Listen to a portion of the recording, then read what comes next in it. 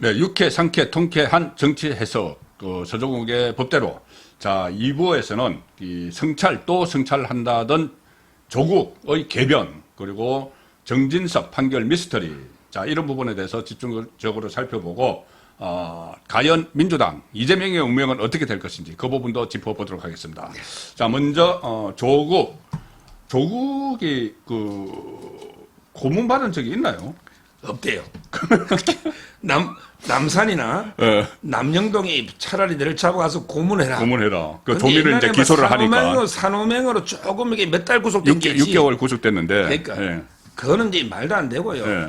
결국은 이제 그 조국이는 뜻은 뭐냐면 예. 검찰이 이제 그 옛날 독재 시대의 그 검찰이 자기는 죄가 없는데 예. 완전히 뭐 자백을 강요하듯이 예. 고문으로 예. 이런 식으로 이게 검찰이 자기를 압박한다. 예. 이런 데 주장인데 예. 이게 터무니가 없는 게 지금 이게 조국 정경심이가 7개 7대 스펙을 위조했단 말이에요. 그렇죠. 이게 대법원까지 확정이 됐는데 예. 지금도 이게 조국이는 하나도 인정 안 해요. 예. 안 하고 있죠. 정경심도 그렇고. 예. 제가 이게 오죽하면 어제 채널A에서 내 7대 스펙을 불러주면서 예. 이게 진짜냐. 예. 제가 마지막으로 한 번 더 불러. 진짜 내 조국한테 앞으로 안 묻는데 예. 조국 정경심. 예. 진짜 이게 그 조미나 아들 딸이 서울대 공익인권보센터 인턴 진짜 했나? 예. 한 물어보고 싶어. 아는 게 맞잖아. 자기 말에 하더라도 한 번 사진 한 장 첫날에 뭐 고기 다 하잖아요. 예. 맞잖아요. 그렇죠. 그다음에 동양대 표창장 예. 최성해 총장한테 진짜 받았냐? 위조했냐? 그 오래 고치기 막. 그러니까요. 그다음에 더 황당한 게 키스트라고 있잖아. 예, 이게 예. 중요 시설입니다. 예. 키스트에 출입 기록이 없는데 그 인턴 했냐? 예. 예. 그 키스트 같은 데 갈 때 뭐 국회도 그렇지만 요새 다 이거 태그하고 가잖아요. 태그하고. 그다음에 네 번째, 너 부산대 아쿠아 팰리스 호텔 인터넷 했다는데 부산이나 한번 가봤느냐고. 가봤느냐고 아쿠아 팰리스 호텔에. 이거 조국이가 소개한 거예요. 예. 정경심이하고 관계없어요. 그렇죠. 네 번. 그다음에 또 두 개가 이제 논문이잖아. 네. 공주대, 네, 공주대. 당북대. 그 교수 1차. 제1 논문. 그게 진짜 논문을 썼냐 말이야, 한 줄이라도. 제1 저장가 뭐 그거 들어가 있잖아요. 예. 그 논문 2개. 예. 그다음에 그 동양대 또 연구 보조원 한 거. 이렇게 7대 스펙이거든. 네. 한 개라도 진짜 있냐고. 네. 근데 끝까지 부인하잖아. 이러니까 이게 저는 조민 기소가 이게 불가피하고 아, 예, 예. 이런 식으로 가면 이게 조원이라고 있잖아, 아들. 조원도 이게 불안하죠. 이거 마음 못 놓습니다. 최강욱 그 로펌에서 그 가짜 그러니까요. 인턴 증명서. 그것도 공익인권보센터도 했잖아요. 그렇죠. 자기가 이게 예정증명서까지 만들었잖아요. 네, 맞아, 아들도. 맞아. 인턴 예정 증명서에 있었어. 맞아. 예, 아들이. 생각나네. 그러니까 이게 지금 이것 때문에 최강욱이는 의원직 상실형 집행유예를 받았잖아. 예. 지금 이게 대법원에 전화배제가 있잖아요. 예. 그러면 최강욱이도 이게 배지 날라가는데 그러면 그 아들에게 조언이는 무사하냐 말이야. 예. 이런 식으로 이게 자꾸 너 계속 국민 감정 건드리면 이제 아들까지도 아들도 이게 기소가 이제 기간이 많이 남아 있거든요. 그렇죠. 아들까지 잡을 수 있다. 이렇게 경고합니다. 그러니까 이 조국이 이 조민을 기소하느냐 안 하느냐 이 상황에서는 뭐 성찰하고 또 성찰한다 반성한다 하고 또 정경심하고 같이 공동 입장문도 냈어요. 뭐 부모가 잘못해서 어쩌고 했는데 실제로 법정에 들어가서는 혐의를 부인하는 거예요. 자기 살려고. 그러니까. 자기 살려고 혐의를 부인하니까 조민이 기소가 되니까 뭐라고 했냐면은 차라리 옛날처럼 나를 남산이나 남영동에 끌고 가서 고문하길 바란다. 자, 그래서 차라리 나를 고문해라. 근데 고문 이렇게 하기 전에 본인에게 기회가 있었잖아요. 본인 죄를 인정을 하면은 다른 기소가 안 될 수도 있었어요. 그렇죠. 근데 그렇게 해놓고 하는데 이게 그래서 나를 남산이나 마치 고문을 당한 뭐 어떤 민주화 투쟁을 하고 그러니까요. 그것처럼 내가 지금도 어떤 검찰 개혁에 앞장서다가 그 핍박을 당한다 이런 이미지를 주기 위해서 하는데 그러니까요. 오늘 뭐 나오는 이야기들을 보면은 젊을 때 고문당하는 경력이 없어서 평생 열등감을 느꼈던 것 같아. 이런 그 한 운동권 원로 이야기도 나오고, 이젠 가고 싶어도 못 가게 돼서 저런 말을 하는 것 같아. 그리고 조국은, 남로, 그, 산호맹 사건에 연루돼서 6개월 수감됐지만, 그때 핵심은 박노해, 백태웅, 이런 사람이었고, 이 사람은 전혀 그런 경력도 없는데, 마치 본인이 민주화 운동 때 그렇게 고초를 당했고, 지금 또 검찰 개혁하느라고 고초를 당한다. 이런 코스프레를 지금 하고 있는 거죠. 아, 그럼요. 지금 이게 그 조국은요 잡범입니다. 이번 사건은 전부 이게 위조 이런 거잖아요. 아, 그렇죠. 자기가 이게 국사범, 뭐 민주운동 이런 게 전혀 아니고요. 실제 그 조국이 그때 제가 백태용 선배는 잘 알잖아. 서울법대에서 산호명이 있었거든요. 백태용하고 이제 박노해는 무기징역 이런 식으로 이게 받았잖아요. 조국이 이게 몇 달 살다가 바로 놓은 거 아닙니까? 그때 전향세 쓰지 않았을까? 그러니까요. 지금 이게 본인이 강남 좌파 중에 강남 좌파 아닙니까? 본인이 뭐 대단하게 그 옛날에 뭐 민주운동 한 것처럼 그것도 이게 전부 허위고요. 저는 뭐 지금 이제 그 최강욱이도 뭐 창자를 끊는 아픔이다. 그 한자로 하면 이게 단장지애라 하거든요. 단장의 미아리 고기 할 때 그렇죠. 단장, 창자를 끊는 슬픔. 근데 그거는 진짜 옛날에 왜 우리 북한한테 남편이 끌려가가 막 철사줄에 손을 꽁꽁 묶여가지고 막 끌려가는 사람 있잖아요. 미아리 고개. 미아리 이런 게 고개. 단장의 아픔이지. 단장의 미아리 지금 이게 조민이는요. 이번에 보니까 지가 거의 주도했더만. 왜냐면 이게 컴퓨터는 조미가 제일 잘해. 검찰에서 그렇게 돼 있잖아요. 주도했다. 보통 이게 어른들은 컴퓨터 잘 모른단 말이에요. 그렇죠. 야, 엄마가 이거 오리 붙이고 하나 만들어봐 하면 조미가 컴퓨터 잘하니까 지가 막 오리 가지고 표창 요리 붙이고 요리 붙여서 위조하는 거죠. 그렇잖아요. 그러니까 이제 주도적 역할도 했고, 그 다음에 그 최대 수혜자가 조민이 아닙니까? 저는 뭐, 당연히 기소하는 게 맞고요. 오히려 이게 이제까지 끌은 거 있잖아. 이게 저는 오히려 만시지탄이다. 이렇게 보고, 그 다음에 이거 옛날에 숙명여고 쌍둥이부터 해가지고 뭐, 정유라 씨까지 형평성 문제도 전부 이게 형평 문제도 있고요. 뭐 저는 당연히 기소를 잘했다. 이렇게 봅니다. 그 최강욱이 단장의 뭐 이렇게 뭐 자를 끊는 뭐 아픔 이거 이야기한 거는 자기한테 돌아오거든요. 그렇죠. 조언 관련해서 자기한테도 돌아오니까 그렇죠. 그렇게 이야기를 하는 것 같고 이 주도했다는 이야기가 저는 이제 이렇게 해석을 했어요. 그 본인이 어딘 부산대 의전이나 서울대 의전을 가려고 하니까 어떤 스펙이 필요하니까 엄마 이거 만들어줘, 아빠 이거 만들어줘 이렇게 한 걸로 생각을 했는데 진짜 지금 말씀을 듣고 보니까 그러면 본인이 작업에 가담을 했을 수가 있네. 그럼요. 지가 컴퓨터를 제일 잘 컴퓨터를 다 오래 붙이고 하거든요. 컨트롤 C, 컨트롤 V. 그러니까요. 어린애들이 컴퓨터는 제일 잘하기 때문에 그러니까. 물론 이게 부모가 뭐 어떻게 시키겠지만 쥐는 자기가 주도적으로 했다. 그러면 이 시킨 사람이 지금 징역 4년 받고 또 징역 2년 1심 받고 했잖아요. 그러면 거기서 더 주도적으로 했으면 징역형이 더 높게 나와야 되네. 그거는 이제 뭐 어떻게 판사가 이제 판단할 그렇죠. 문제긴 한데. 같이 공범이고 하니까. 그러고 이게 조민이가 애가 아니에요. 아, 그럼요. 제가 그랬잖아요. 91년생이에요. 네. 정유라가 97년생입니다. 네. 정유라보다 이 조민이가 훨씬 나이 많아요. 네. 정유라가 보통 애가 3명 있잖아. 네. 그러니까 정유라 나이 많은 줄 알아. 네. 근데 정유라가 한참 어립니다. 그러니까 20살에 출산을 하고 이랬어요. 조민이보다. 저는 자기가 이제 그 나이에 맞게 그 로스 의전은 정도 가려면 이게 형량이 나이가 많아야 되거든요. 자기가 충분히 사리 분별력이 있다. 이래 보이고. 근데 참고로 제명이 부산대에 갈 때는 부산대는 국립대학이죠. 그렇죠. 그래서 이제 위계양 공무집행방해인데 서울대학은 이게 독립된 법인으로 독립해 버렸어요. 그래서 서울대 입시는 그냥 단순하게 그 업무방해죄고, 그다음에 이 부산대는 위계양 공무집행방해죄다. 요거는 이게 법리적으로 제가 말씀을 드리는 거예요. 알겠습니다. 그 제가 꼰대라서 그런 생각을 하는지 모르겠는데 그 조민이 반성한다고 하고 뭐 그 소송도 취하하고 그리고 아주 그 8월 26일까지는 그러니까 공소시효 만료될 때까지는 그때까지는 얌전하게 있는 척 하더니 그럼 샌프란시스코에서 나타나 뭐 젊은 사람들 여행도 다닐 수 있지만은 어쨌든 이런 시국에 기소하느냐 마느냐 이거 하고 있는데 본인은 유유자적하는 그런 모습도 좀 의아스러웠습니다. 그리고 이게 지금 조국 집안의 그 비즈니스 있잖아. 돈벌이가 장난이 아닙니다. 조민이도 이게 하루에 슈퍼챗 막 1,000만 원 가까이 970만도 들어오고요. 유튜브도 이게 구독자가 엄청나고요. 그다음에 조국이 그 책 인쇄 있잖아. 이 수입도 이게 짭짤하고. 그다음에 서울대 교수하면서 받아간 돈. 그다음에 정경심이 영치금 있잖아. 이게 2년 동안에 2억 4천 들어왔어요. 동양대 교수 월급보다 훨씬 많습니다. 훨씬 많겠네요. 훨씬 많잖아요. 지금 이게 이런 식으로 지금도 이게 돈벌이 하고 있는데 뭐 자기 집안이 뭐 어떻게 멸문지화를 당했니 또 이게 뭐 정청래도 그러더라고 사화도 아닌데 다 집안 죽이느냐 이런 식으로 지금 이게 그 완전히 피해자 코스프레를 하고 있는 거예요. 자, 이제 그런 부분들이 나중에 또 저 총선에서도 어떤 그러니까는 이제 진보 좌파의 민낯이 여전히 계속 그 새로운 것을 막 가지고 있으니까는 그것이 드러날 텐데 이게 진보 좌파가 법원에도 침투를 했나요? 저는 어제 누구보다도 이 상황을 잘 아실 것 같은데 정진석 의원이 원래 그 이야기를 했죠. 노무현 전 대통령이 극단적 선택을 한 이유가 권양숙 씨와 부부싸움을 하고 권양숙 씨가 가출을 하고 일종의 홧김에 뭐 그런 선택을 했다. 이 이야기를 SNS에 썼어요. 그거 왜 썼냐면은 정진석 의원은 MB 정부의 정무 수석 출신입니다.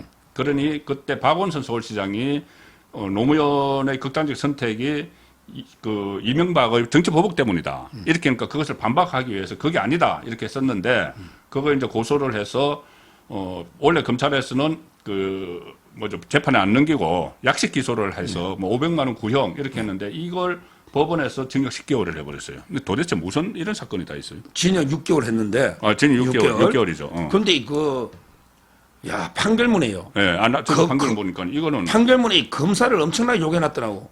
수사도 늦게 하고, 약하게 구형했다고. 이런 게 판결문은 제가 처음 봅니다. 판사가 검사를 엄청나게 비판해놨어요. 이런 게 판결문은 저는 처음 보고요. 이런 경우는 이제 그 판사 성향을 봐야죠. 그렇죠. 제가 이 판사가 노잖아. 박병곤. 박병곤. 한양대 법대 나와가지고요. 한양대 법대 41기입니다. 추미애와 동기죠. 85년생이에요. 나이가 어려요. 85년생인데 아니고 동문이죠. 동문이죠. 85년생에 연수원은 41기입니다. 한동훈 27기잖아. 41기. 근데 판사가 뭐 정치 트위터를 많이 하는가 봐. 트위터하다 보면 자기도 팔로도 하고 또 다른 사람이 자기를 또 팔로우하는 사람도 있잖아. 지금 여기 이 판사 박병곤이가 팔로우하는 트위터가 문재인, 그다음에 유시민, 그다음에 주진우 이런 자들을 팔로우하고 있어. 판사가. 그다음에 자기도 트위터를 하니까 또 다른 사람도 있잖아. 그렇죠. 이 판사를 팔로우하는 게 이재명이야. 어떻게 알지 이재명이 박병곤을? 그러니까 팔로우 하더라고. 아니 일반 판사를 어떻게 알아요? 워낙 유명한 좌파 판사니까. 자기들 차이 이것만 봐도 이게 뭐 뻔하잖아. 이 판사가 85년생이니까 고등학교 고3 때 노무현이가 탄핵된 거야. 2003년. 그쯤 고3이래. 근데 2004년, 그때 글을 뭐라고 썼느냐? 요즘 다 남아 있잖아 평생. 그렇죠. 인터넷 성부터. 그때 돈을 받아 처문 국회의원들부터 다 잘라야지 어떻게 노무현을 탄핵하느냐. 야, 돈을 받아면 국회의원들부터 다 여기 사퇴해야 되는 거 아니냐? 고등학생이. 고3이. 노무현 탄핵이 억울하다는 거지. 완전히 노무현 숭배자입니다. 그랬네. 그 다음에 우리 그때 뭐 미국 장갑차에 치여가지고 2명 소녀가 왜 효순 이선이 뭐 있잖아. 그때도 그때는 한양대 학부의 기장가 봐. 학보사. 기장가 봐. 그리고 그 집회에 가가지고 후기를 또 남기는 것도 있더라고. 이 모든 게 정경들이 무슨 잘못이냐? 이 모든 게 새천년 민주당하고 한나라당 잘못이다. 새천년 민주당 탄핵 했잖아요. 정치에 상당히 관심이 많네요. 시국구 문제에 대해서. 완전히 노빠져. 노사모 중에 노사모입니다. 이러니까 이게 정진석 사건을 그리가면 정진석 의원이 지금 노무현 비하인 거잖아. 근데 노빠 판사가 판결하니 이게 공정하냐고. 그렇죠. 이 말도 안 되는 판결 아닙니까? 너무 이게 황당해서 제가 우리 법 철학에 제일 유명한 게 한스 켈젠이거든요. 켈젠. 이분이 뭐랬냐면 법은 항상 칼하고 저울이 있어야 된다. 칼이 없으면 법이 무기력하다. 근데 저울이 없으면 야만 그 자체다. 이랬거든요. 이거야말로 야만이지. 저울이 없어. 아니 정진석 의원이 처음부터 노무현이 비방하려고 한 것도 아니고 박원순이 논쟁하다가 잠깐 넣은 건데 이걸 가지고 이게 실형을 때린다. 검사도 500만 원 구형한 걸 이게 말이 안 된다는 거고 여기서 법리적으로 중요한 게 있습니다. 바로 근데 입증 책임이에요. 입증 책임. 정말 그렇게 부부싸움을 했는지 안 했는지. 근데 그 부분은 판결문에 없다며요. 없어. 거기에 대한 판단은 없다. 판결문에 검사용만 해놨고. 그러니까. 아니 이게 왜 허인지. 그렇지. 허위라고 했으면. 근거를 내놔야 되잖아. 그게 아주 명확하지가 않아요. 지금 여기 그때 노무현하고 권양숙이 부부싸움 했다는 소문이 많이 떠돌았잖아. 소문은 많았죠. 그러니까 이제 정진석 의원이 이게 근데 소문이 많다 보니까 가볍게 끌어올린 거지. 박원순하고 논쟁하다가. 자, 그러면 이게 부부싸움 안 했다는 걸 입증해야지. 그렇지. 처벌하려면. 그렇잖아요. 그냥 허위라고 뭐 하면 안 되죠. 그러니까. 자기가 근데 그게 하나도 없어. 부부싸움 했는지 안 했는지 관심이 없어. 근데 왜 허위라고 하느냐고. 그러니까.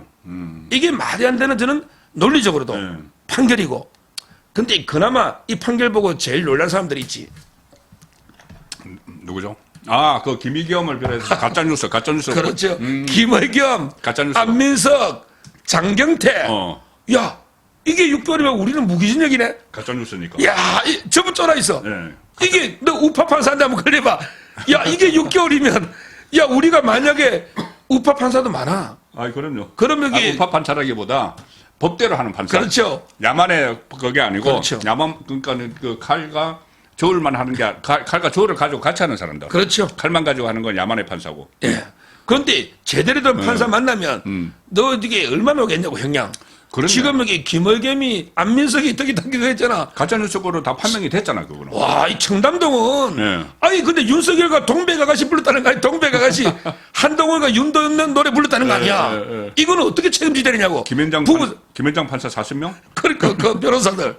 변호사 40명. 지금 이게 이 판결 보고 제일 걱정하는 게 전부 그러더라고. 이제 김의겸이 뭐 됐다. 안민석이도 뭐 됐다. 장경태는 이게 1호로 고소됐잖아. 그러다가 천공 가짜했던 김종대 의원도 있고 가짜뉴스 폈더니 그다음에 그것도 있잖아. 틀보. 그렇지. 틀보 있잖아. 김어준도 이제 너 큰일 났어. 이게 완전히 우리는 항상 그 육참골단 있잖아요. 항상 우리 몸을 살을 일부 빼주면 이게 뼈를 뺏어와야 돼. 우리 정진석 의원이 진짜 이게 6개월 너무 억울한데 그러면 이게 좌파 가짜뉴스는 뿌리 뽑을 정도로 완전히 뼈를 취하는 이런 게 그 앞으로 판결이 나오지 않을까 이래 보입니다. 그럼 다른 걸 예를 들어서 뭐 김의겸 재판을 하든가나 지금 뭐 막 고소고발이 돼 있으니까 김의겸, 김어준 전부 뭐 고소고발이 돼 있는데 안민석도 그렇고 안민석도 검찰로 송치가 됐죠 지금. 그럼 그 사건들을 나중에 법원에서 이 판결을 할 때 명예훼손으로 판결을 할 때 이거 참고해야 돼요. 그러니까요. 박병권 부부싸움 했다는 거 아니구나. 그러니까. 아니 부부싸움에가 갖춰낸 게 다예요. 나머지는 다 팩트야. 그것도 이게 부부싸움 했는지 안 했는지 어떻게 아느냐고. 그 저번에 우리 가로세라고 똑같잖아요. 김혜경이하고 이재명이가 때리 팼는지 쓰러진지 어떻게 아느냐고. 입증도 안 하고 기소해버렸잖아. 그러니까 판사가 김혜경 씨 나오시오. 이랬잖아요. 그럼 이게 이번 재판할 때 박병권 판사 최소한 이게 권양숙 씨 나오시오. 그렇지. 정인 나오시오. 그날 노무현하고 부부싸움 했어요 안 했어요? 그거를 가출했어요 안 했어요? 그렇죠. 이걸 물어봐야 되잖아. 나오든 안 나오든. 아무 관심 없어 판사가 결론 내리는 거야. 이걸 허위라고. 권양숙이 안 나오겠지만은 나오라고 해야지. 해야죠.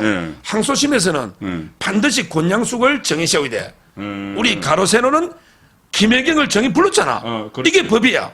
권양숙이 소환해서 당시 그날 밤에 수사받는 걸로 노무현하고 싸웠어 안 싸웠어? 뭐 안 싸우고 하든지 말든지. 그래가지고 권양숙이 안 놓으면 무죄해야지. 그렇지. 싸운 자체는 모르잖아. 모르니까. 판사 어떻게 알았는데 싸운지 안 싸운지. 맞잖아요. 저는 이게 이런 식으로 법리를 구성해야 된다. 이래 보는 거.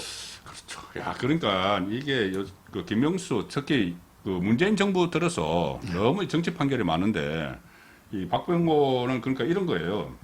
또 다른 판사, 아는 판사 이야기에 의하면은 박병권이 아주 유시민을 극찬을 한다. 그러니까 아까 팔로 하고 있잖아요. 팔로우도 하고 유시민이 아주 그 뭐 책 같은 데서 극찬을 하는데 유시민이 누구냐 하면은 바로 노무현 재단 이사장이에요. 재단 이사장. 그러니까. 그리고 그때 노무현 때 보건복지부 장관도 하고 그때 뭐 완전히 승승장구를 했던 그 유시민인데 유시민 자기가 그렇게 이 극찬하는 유시민 위에 있는 노무현이에요.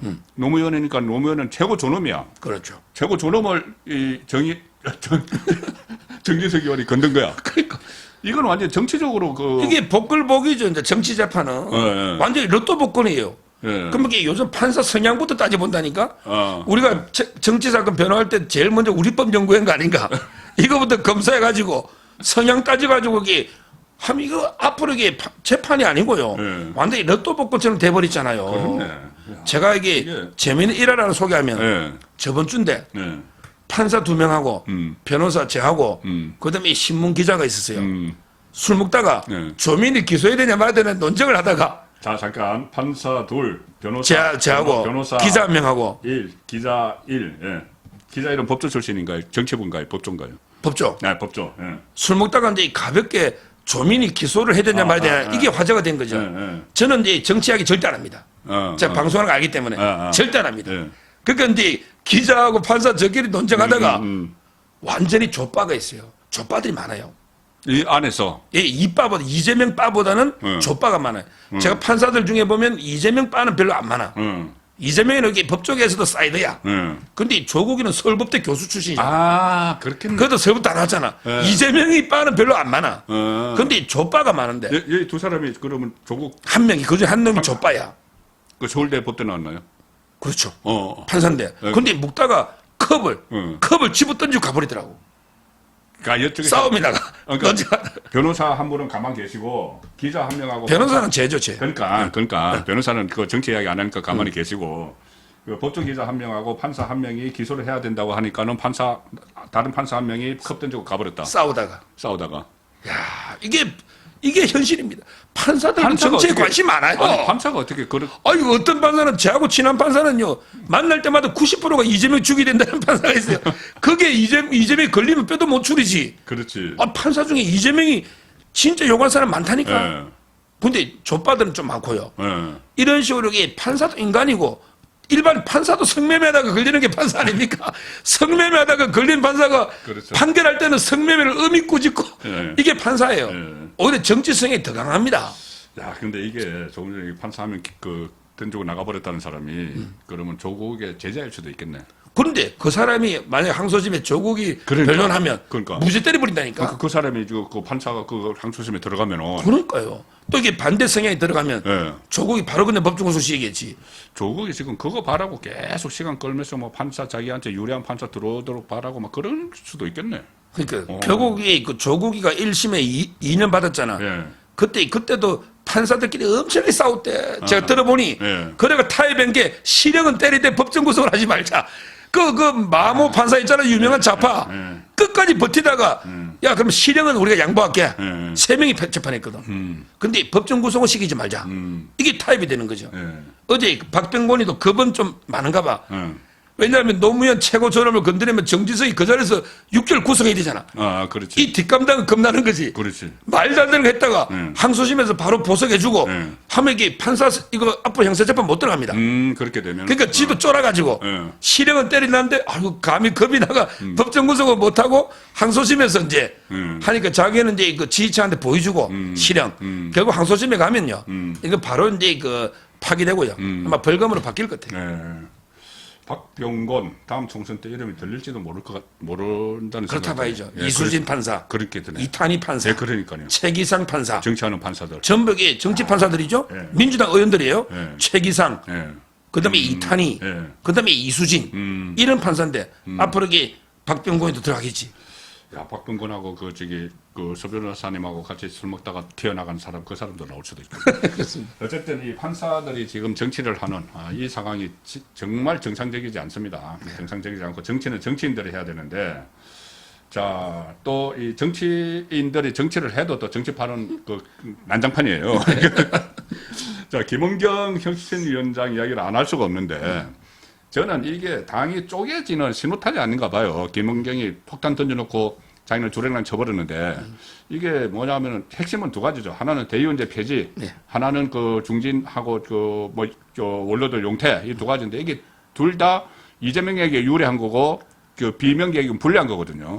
이렇게 되면은 비명계는 지금 총선이 8개월 남았는데 지금 총선 이야기를 하는 게 아니고 전당대회 이야기를 하고 그러면은 이것은 결국 이재명이 구속이 되면은 본인은 이 정치적으로 살아남기 위해서 뭐 대리인을 내세워서 전당대회를 하겠다. 이 이야기거든요. 그렇죠. 이게 그러면은 그 반대파에서 그냥 있을까요? 당 쪼개지지 않을까 싶은데. 그러니까 제가 어제 그 연합뉴스 TV 나왔거든요. 예. 그것은 이제 뭐라 했냐면 김은경이는 세 개를 두 동강 내고 주랭랑 쳤다. 세 개를 두 동강 냈다. 세 개를. 첫째, 가정을 두 동강 냈어. 가정이 두 동강 났잖아. 자기 가정. 신우이. 신우이하고 고소한다잖아. 서로 고소고발할 거 아닙니까? 신우이가 폭로하고 막 아들이 그렇죠. 나서고 그 집안이 가정이 두 동강 났잖아. 이걸 하나 두 동강 내고 그다음에 두 번째 민주당을 두 동강 냈잖아. 민주당 완전히 두 동강. 지금 이게 완전히 친명 반명 두 동강 냈잖아. 그다음에 세 번째 마지막 우리 국가를 두 동강 냈다. 국가를 두 동강 냈죠. 노인 비하로 그러니까 노인청하고 젊은청하고 이렇게 두 동강 냈잖아. 이게 김은경의 완전 행적이다. 이렇게 보이고 지금 여기 김은경이가 한 거 중에 또 제가 하나 방송에서 연합뉴스에서 직격탄을 날려버렸죠. 당신이 대의원제를 사실상 폐지하고 권리당원 70%, 일반 여론 30%로 하자. 그러면 이게 개딸들이 지배할 거 아닙니까? 그렇죠. 이렇게 지금 안이 나왔잖아. 대의원제. 이걸 제가 이제 방송에서 뭐라 비꼬냐. 이렇게 김은경 씨 이렇게 해야지 합리적 아닙니까? 권리당원 중에 20대는 4표, 30대는 3표, 너 60대는 0.5표. 여명에 따라서 남아있는 수명에 따라 그 권리당원들 투표권을 쪼개는 게 그게 합리적 아니냐. 근데 그렇게 하면 인정할게. 혁신. 그렇네. 맞잖아요. 근데 왜 똑같이 한 표를 줘? 권리당원 맞잖아요. 저는 이렇게 제가 방송에서 실제 연합뉴스에서 직격탄을 날려버렸다니까 앵커도 웃더라고. 앵커도 웃어요. 아니 그게 진짜 개혁 아니냐고. 지금 합리적이라며. 그렇죠. 그 말이 맞다며. 자기가 그게 소신. 근데 왜 그 개혁안을 못 내나. 소신이고 자기가 합리적인 생각이라면은 왜 그 합리적인 안을 왜 선택을 안 했지 그게. 그러니까. 그 지금 비합리적인 안을 내놓은 거네. 혁신안은. 그렇죠. 왜 똑같이 한 표냐고. 젊은 20대는 많이 줘야지. 어른들 거 뺏고. 맞잖아요. 그렇죠. 자, 마지막 주제 해보겠습니다. 김태우 전 강서구청장도 젊은 세대죠, 아직. 그 한 2표 갔나? 한 2표? 20대보다는 표를 적게 가겠지만은. 지금 아마 40대인가요? 예, 40대. 네, 40대죠. 자, 김태우 전 강서구청장이 아시다시피 청와대 특감반의 그 요원이었죠. 특감 반원이었는데, 그때 조국 사태를 일으키는 도화선을 이제 깔았던 인물이에요. 그래서 어떻게 보면은 정권 교체의 한 미랄이 됐다고 저는 보는데, 근데 이것이 대법원에서 뭔 누설이죠? 공무상 비밀 누설. 이렇게 해서 확정 판결을 받아서 강서구청장직을 내놨는데, 이번에 사면이 되죠. 사면이 되면은 다시 출마를 해야 됩니까? 저는 그러니까는 사면 전에는 국민의힘이 후보를 안 낸다고 이야기를 했는데, 이제 사면이 됐으면 후보를 내야 되는 게 맞는 거 아닌가요? 저는 이제 크게 그 세 문장으로 제 주장을 먼저 정리하면, 김태우는 무죄다. 1. 김태우는 무죄다. 2. 윤 대통령의 사면은 정당하다. 3. 김태우를 공천해서 다시 한번 심판을 받으라. 이렇게 제가 세 가지를 주장합니다. 그럼 이게 김태우가 왜 무죄냐? 우리가 법에서요. 법에서 어떤 사람을 내가 길 가다가 물에 빠져 허우적거려. 건지주다고 건진다고 막 건지라고 옷을 잡아 당겨 건졌는데 사람을 살리는데 옷이 찢어져 버렸어. 찢어졌어. 그럼 여기 옷을 찢은 걸로 처벌하면 됩니까? 안 되죠. 큰일 나죠. 이거는 사람 구한 게 생명을 구한 거야. 이런 걸 우리가 불가벌적 수반행위라고 그래. 법률 용어로. 불가벌적으로 수반되는. 왜 사람 구하다 보면 옷이 찢을 수 있잖아. 이런 거 처벌 안 합니다. 불가벌적. 처벌하지 않는다는 거죠. 법을 할 수 없는 수반되는 따르는 행동이다. 이제. 법을 할 수 없는 따르는 행동인데 그 법을 다른 게 정당방위나 큰 행위를 하다 보면 일부 사소한 피해를 주더라도 그런 데 불가벌 처벌하지 않는 수반되는 행위다. 이렇게 용어를 쓰는데 국가기밀 누설은 아직 그 사소한 행위를 되는 거죠. 이게 큰 엄청난 비리를 터뜨렸기 때문에. 그럼요. 제가 오죽하면 어제 연합뉴스에서 앵커님 연합뉴스의 비리가 100개를 있는 걸 99개가 정당한 거 폭로했는데 하나가 이게 비밀 누설이 된다 해서 그걸로 처벌하면 누가 그럼 이게 폭로할 때마다 법률 변호사하고 자문 받아봐야 돼. 요거는 비밀 누설인지 요거는 이게 공익신고인지 그걸 어떻게 알아. 그렇지. 김태우 폭로한 게 30몇 개인데 대부분은 역사를 바꾼 뭐 유재수 감찰무마 환경부 장관 이런 거잖아. 근데 뭐 예를 들어 우윤건 러시아 대사가 비첩보가 있다. 이게 비밀 누설이라는 거예요. 근데 제가 볼 때는 우윤건도 시세잖아. 그렇죠. 이것도 공익신고 대상이 되는 거예요. 그렇죠. 그렇죠. 제가 보기 판단이 안 돼. 법률 증언만 봐도. 근데 김태우 수사관이 보고 어떻게 따져. 따라서 저는 대부분이 정당한 폭로였기 때문에 이게 아예 애초에 유죄를 한 판결이 잘못된 거다. 그럼 이게 사면권이라는 게 뭐예요? 판결이 잘못됐으니까 그렇지. 윤 대통령이 바로잡은 게 정당하다는 거죠. 그때 박정화 대법관이 퇴임하면서 3일 만에 김태우를 완전히 기각시켜 버렸잖아. 네, 맞아요. 3일 만에. 그리고 이제 이번에 출마가 남는데 김기현 대표에게 너무 겁내지 마시라니까 패배주의 저저가 혹시 공천회가 안 되면 다음 총선에 어쩌고 저쩌고. 근데 무공천하면 그 강서구에 조직이 있냐고. 그렇죠. 안 움직일 거 아니야. 네. 차라리 처절하게 최선을 해 싸워가지고 이기면 기선제압하고 저더라도 최선을 다했으면 성공해야지. 이게 올바른 자세 아니냐. 어떻게 절까 싶어 겁이 나가지고 쫄아가지고 미리 무공천하느냐. 이거는 말이 안 된다. 이렇게 저는 그러니까 이거를 강서구청장의 선택에 맡겨야 됩니다. 강서구청장이 저건 김태호가 정말 억울하게 됐는지 아니 그래서 억울하게 뺏겼는지 그 구청장 자질 이거를 강서구청 구민들이 선택을 할 수 있도록 그 기회를 줘야 돼요. 그리고 지금 대법원에서 그런 그 판결을 내린 것도 김명수 대법원이잖아요. 김명수 대법원이고 그리고 조금 전에 저희들이 계속 이야기를 했지만은 이렇게 이 판사 법원에서 정치 판결을 막 하고 정치적인 결정을 대법원까지만 그렇게 내리면은 그걸 이제 어느 정도 견제를 할 수 있는 것이 대통령의 사면권이죠. 그거는 뭐 정당이 저 행사를 한 걸로 보고 그리고 결국은 선택은 강서 구민들에게 맡겨야 된다. 자, 그 말씀을 드리면서 오늘도 1, 2부 전부 다 유쾌, 상쾌, 통쾌한 정치 해설을 해주신 서주종 변호사님께 감사드립니다. 고맙습니다. 감사합니다.